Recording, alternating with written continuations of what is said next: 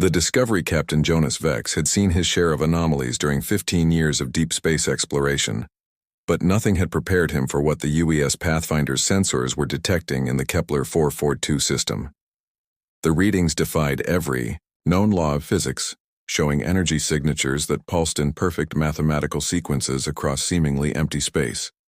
"Captain, you need to see this," Dr. Nora Blackthorne called from her science station, her usually composed voice carrying an undertone of excitement that made Vex's pulse quicken.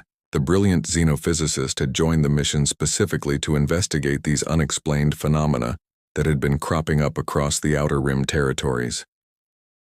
Vex crossed the bridge of the sleek exploration vessel, his boots silent against the polished deck plates. "What are we looking at, Doctor?" "Something that shouldn't exist," Blackthorne replied, her fingers dancing across holographic displays that materialized in the air around her workstation. "The energy readings aren't random. They're forming a network, a vast interconnected grid that spans multiple star systems." Lieutenant Zara Cross looked up from her communications console, her bright green eyes wide with disbelief. "Sir, I'm detecting faint transmission signatures embedded in the energy patterns. It's like the entire region is one massive communication array." Vex studied the tactical display that Cross had transferred to the main screen. Dozens of energy nodes connected by streams of exotic radiation created a web that stretched across 3 light-years of space. Each intersection point pulsed with the power output of a small star, yet their sensors showed nothing but empty vacuum. "Cloaked installations," Vex mused, running a hand through his graying hair. "But the power requirements for hiding something this large would require the combined resources of multiple advanced civilizations," Blackthorne finished. "Captain, this isn't just first contact. This is evidence of a galactic-scale civilization that's been deliberately hiding from us." Engineer Marcus? Stone emerged from the maintenance hatch near the rear of the bridge, his coveralls stained with coolant fluid. "Sorry to interrupt, but our stealth systems are running hot. Whatever's out there is scanning us with energy signatures I've never seen before. It's like they're testing our defenses." The implication sent a chill down Vex's spine.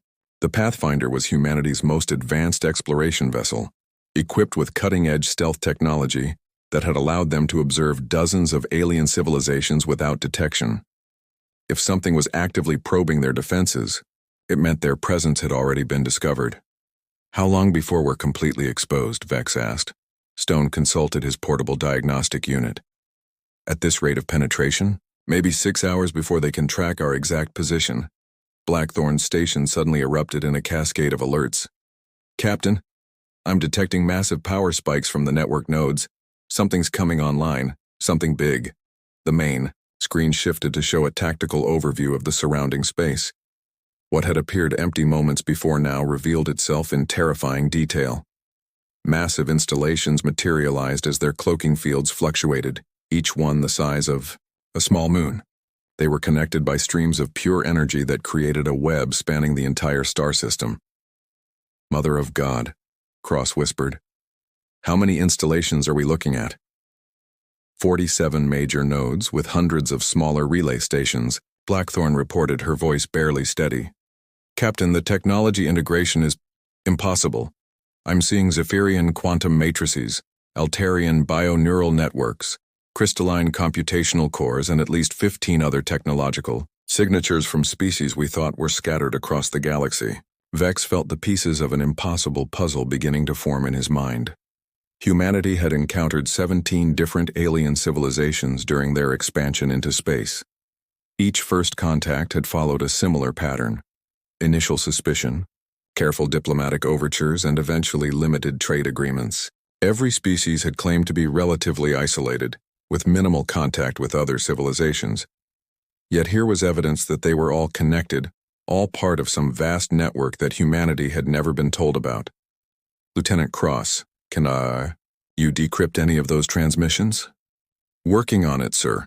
The base protocols are similar to standard galactic communication standards, but there are additional encryption layers I've never encountered before."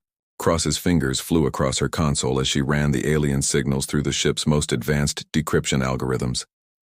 Minutes passed in tense silence as the Pathfinder drifted through space, its crew working desperately to understand what they had discovered. Finally, Cross looked up with an expression of profound shock. "Sir, I've broken through the first layer of encryption. Captain, these aren't just communications between the installations. They're coordinating everything. Trade negotiations, territorial disputes, military deployments, even cultural exchanges. Every interaction we've had with alien civilizations, they've all been orchestrated." Blackthorn's station chimed with an incoming data stream. "I'm accessing their database networks now. Captain, what I'm seeing?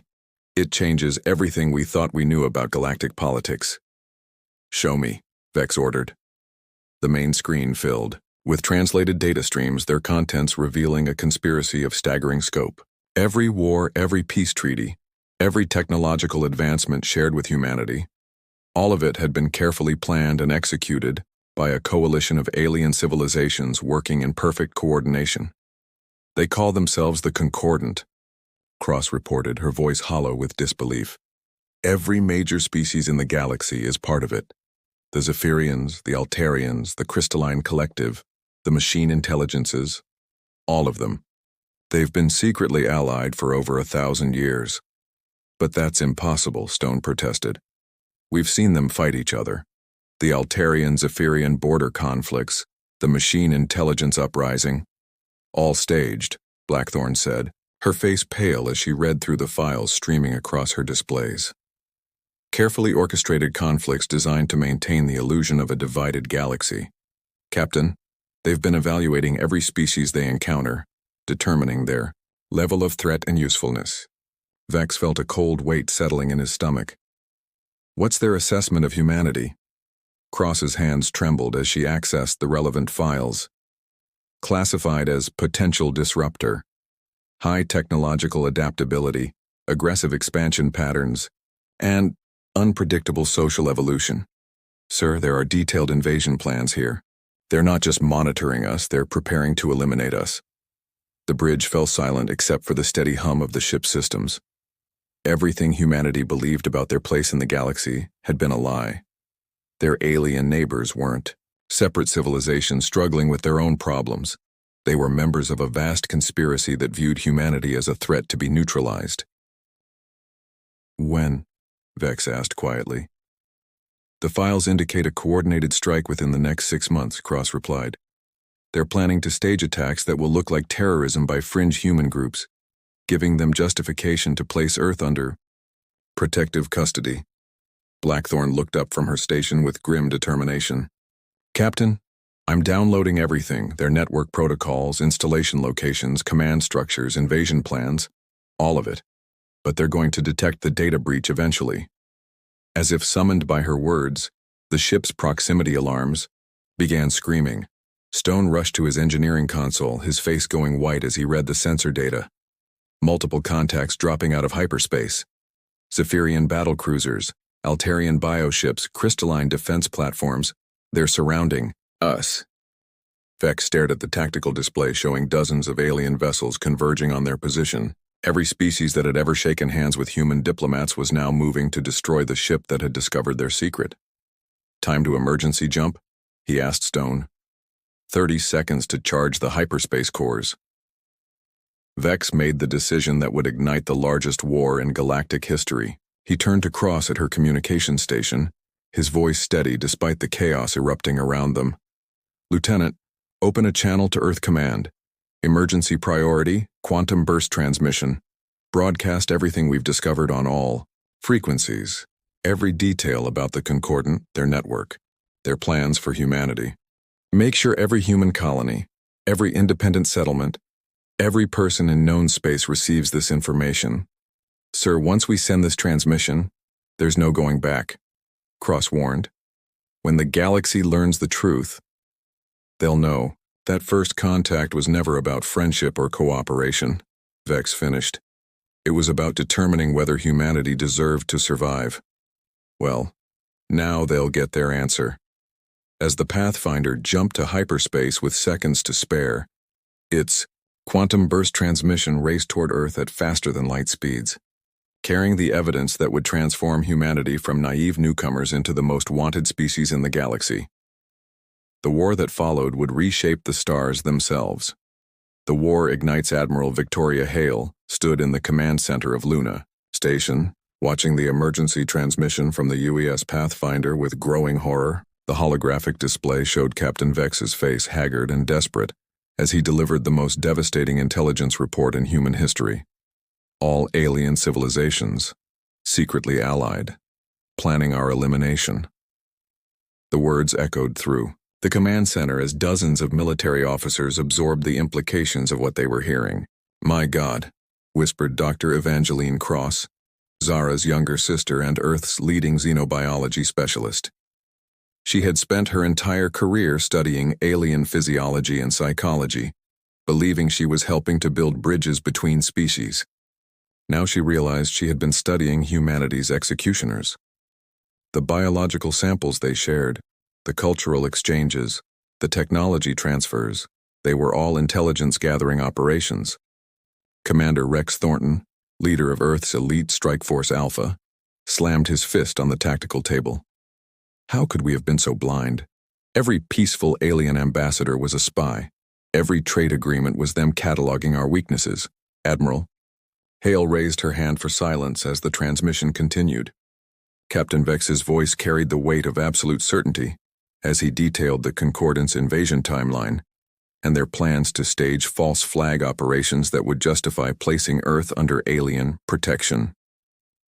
ETA on their coordinated strike is less than 6 months, Vex reported, but they're going to accelerate the timeline now that their secret is blown.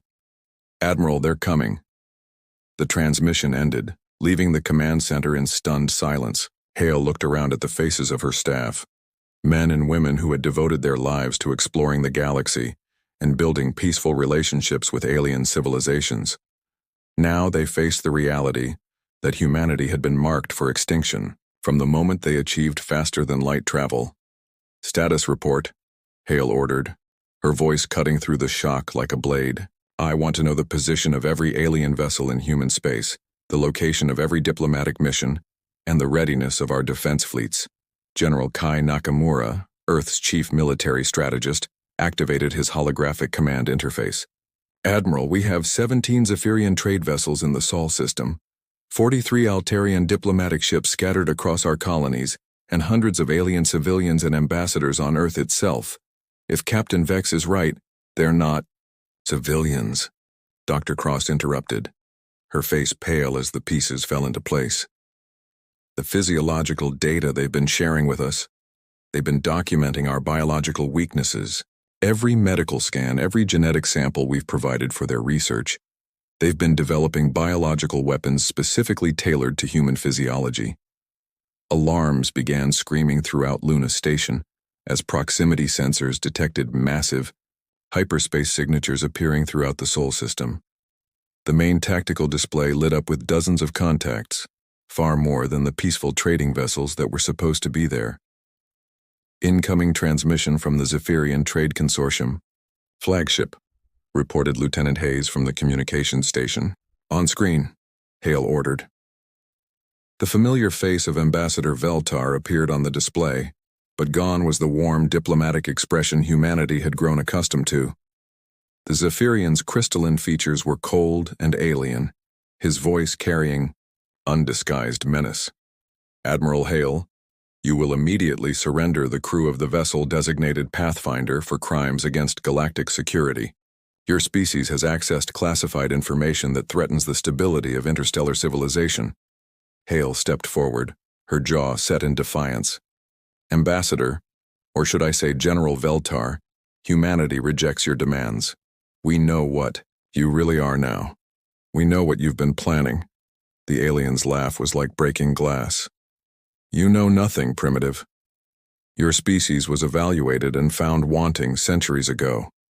We have been merciful, allowing you to develop under our guidance, but your latest transgression cannot be overlooked. Surrender now, and your species will be granted servitude rather than extinction."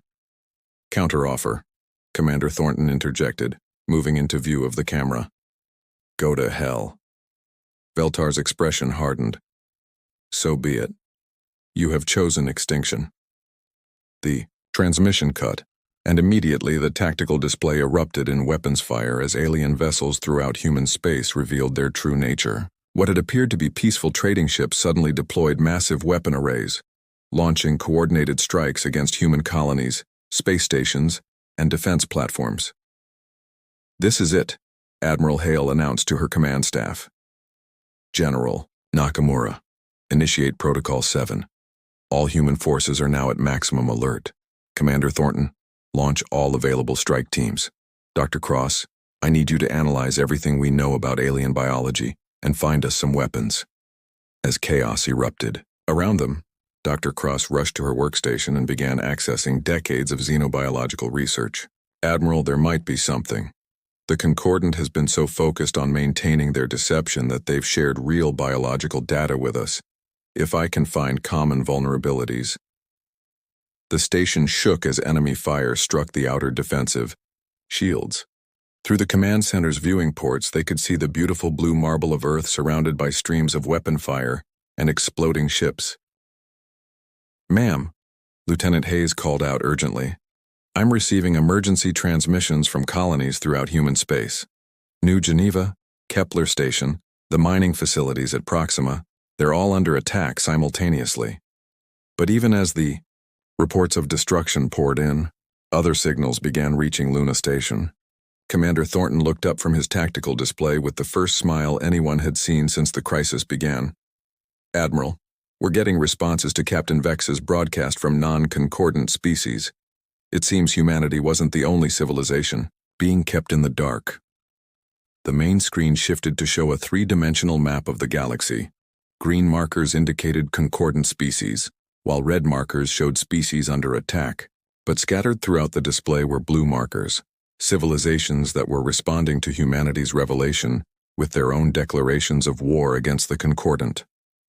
The hegemony worlds, the free traders of Rigel, the independent systems, Alliance, Nakamura read from the incoming data. They're all confirming that they've been manipulated and controlled by the Concordant. Some of them have been fighting what they thought were territorial disputes for decades, never realizing they were being played against each other. Dr. Cross looked up from her research with excitement. "Admiral, I've found something. The concordant species all share certain biological markers, adaptations that allow them to interface with their quantum communication networks. But those same adaptations make them vulnerable to specific electromagnetic frequencies. If we can modify our weapons, do it," Hale ordered. "How long?" "Give me 6 hours and access to our manufacturing facilities. I can have prototype weapons ready for field testing." The battle raged around Earth for 3 days as human forces fought desperately against overwhelming odds. But humanity's reputation for adaptability and innovation proved well-founded. Dr. Cross's electromagnetic weapons proved devastatingly effective against concordant biology, while human tactical flexibility allowed Earth's forces to exploit weaknesses in alien formations that had remained unchanged for centuries. More importantly, Captain Vex's revelation had shattered the Concordant's greatest weapon, their secrecy. Across the galaxy, species that had been manipulated for generations were rising up against their hidden masters. The carefully orchestrated balance of power that had maintained concordant control was collapsing into chaos. On the 4th day, as Admiral Hale watched human and alien rebel fleets launching coordinated strikes against concordant installations, she received an encrypted message from an unexpected source. "This is Captain Vex aboard the Pathfinder. Admiral, we've discovered something else. The Concordant aren't the top of the pyramid. There's something else controlling them. Something that's been manipulating galactic civilization for millennia. The war we've started isn't the end of the deception. It's only the beginning." Hale stared at the message, feeling the weight of revelation settle on her shoulders once again. Humanity had exposed one conspiracy only to discover another, deeper layer of control. But as she looked out at the growing fleet of human and alien rebel ships assembling around Earth, she felt something she hadn't experienced since the crisis began. Hope. "Commander Thornton," she called. "Prepare the fleet for deep space operations. It seems we have a galaxy to liberate." The First Galactic War had begun, and humanity, the species marked for extinction, had become the spark that would either free the galaxy or see it burn in the fires of total conflict. But as Admiral Hale watched Captain Vex's ship emerge from hyperspace to join the growing armada, she knew one thing with absolute certainty: humanity would never again kneel before hidden masters. The real war was just beginning.